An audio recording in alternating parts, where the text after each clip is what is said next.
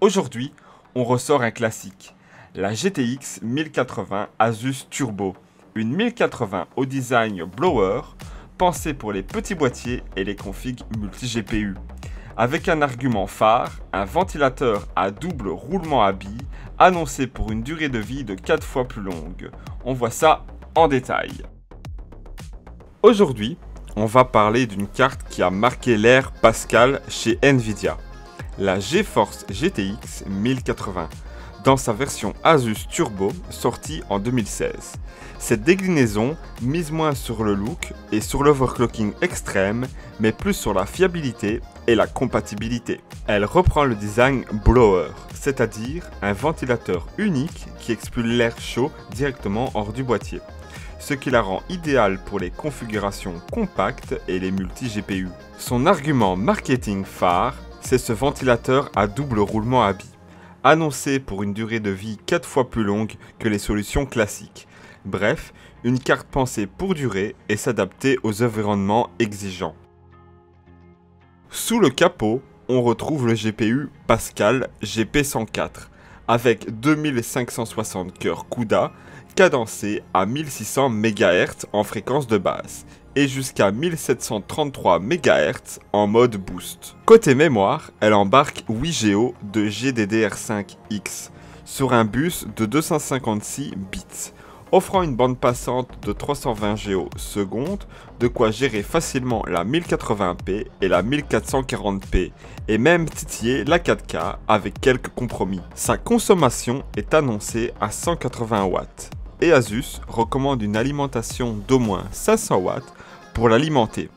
Un seul connecteur PCIe 8 broches suffit. En sortie vidéo, on a deux HDMI 2.0, deux DisplayPort 1.4, et un DVI-D, un choix pensé pour être compatible à la fois avec les écrans classiques et la réalité virtuelle. Visuellement, la GTX 1080 Turbo d'Asus adopte un design sobre et fonctionnel. On oublie ici les LED RGB et les ventilateurs multiples. On est sur un refroidissement blower avec une coque noire mat et quelques lignes grises discrètes. Ce type de carénage fermé dirige l'air chaud vers l'arrière de la carte pour l'expulser directement hors du boîtier. Idéal pour les configurations compactes, les racks ou les montages avec peu de ventilation interne. La finition mélange plastique robuste et grille métallique sur l'échappement arrière. On retrouve bien évidemment le logo Asus et la mention Turbo, qui rappelle le côté performance et endurance de cette série. Le ventilateur unique basé sur un système dual ball bearing est l'élément clé du design. Plus résistant, il évite l'usure prématurée et prolonge la durée de vie de la carte. En 2016, la GTX 1080 se plaçait clairement dans le haut de gamme Nvidia, juste en dessous de la Titan X Pascal et bien au-dessus de la GTX 1070. Côté concurrent direct, chez AMD, on retrouvait la Radeon RX Vega 64, ou un peu plus tard, la Vega 56, qui venait se battre sur le terrain de la 1440p et de la 4K, avec des performances similaires, mais souvent une consommation plus élevée. Dans le catalogue Nvidia, la GTX 1080 surpassait largement la GTX 980 Ti. Elle se plaçait comme un énorme bond en avant par rapport à la GTX 980 classique, avec des performances plus élevées et une meilleure efficacité énergétique grâce à l'architecture Pascal. Le modèle Asus Turbo, avec son design blower et son ventilateur à double roulement à billes, visait plus les environnements où la fiabilité, les gestions thermiques internes et la compatibilité boîtier primaient sur le silence et l'overclocking extrême. Alors, que vaut cette GTX 1080 Turbo en 2025 sur les jeux récents? Eh bien, malgré ses 9 ans au compteur, elle tient encore étonnamment bien la route. Commençons par Resident Evil 4 Remake en 1080p, réglage élevé. On tourne autour des 70 à 80 images par seconde. On peut voir quelques micro-saccades dans les zones les plus chargées, mais dans l'ensemble, l'expérience reste fluide et agréable. Sur Doom de Dark Age, qui est très bien optimisé, la carte tient plus de 60 FPS en 1080p Ultra, sans souci. Ici, le moteur du jeu et l'architecture Pascal s'entendent plutôt bien. Et pour finir, Stellar Blade, encore un portage efficace. En 1080p, avec des réglages au maximum, on reste au-dessus des 70 fps avec un framerate stable et une utilisation GPU qui frôle les 98%. Dans tous ces jeux, la GTX 1080 Turbo chauffe aux alentours des 75 à 80 degrés, ce qui est normal pour un design blower.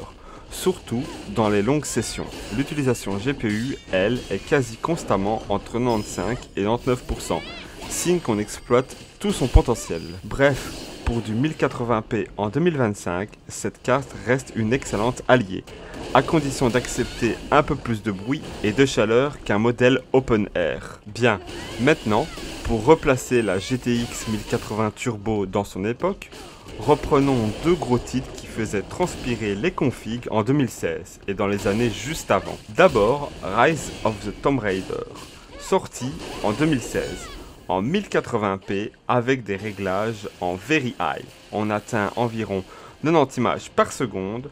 À sa sortie, ce jeu était le jeu le plus exigeant du moment et la 1080 le faisait tourner sans aucune difficulté. Et pour remonter un peu plus loin, Far Cry 4, lancé en 2014.